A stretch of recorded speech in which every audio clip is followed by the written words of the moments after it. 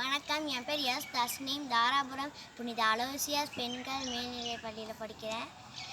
நான் இப்போது இந்த மரத்தை நடும்போது இந்த மகிழ்ச்சியான பருவத்தை தான் இப்போ உங்கள்கிட்ட பகிர்ந்துக்கிறதுக்காக வந்திருக்கேன்.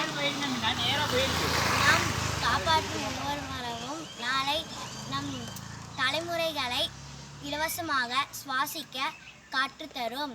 நானும் எங்கள் அம்மாவும் ஒரு நிகழ்ச்சிக்கு போயிருந்தோம். அந்த நிகழ்ச்சிக்கு நானும் போயிருந்தேன். அந்த நிகழ்ச்சியில் தாராபுரம் நகரமன்ற அங்கிள் இந்த மரத்தை கொடுத்தாங்க, இந்த மரக்கன்றை கொடுத்தாங்க.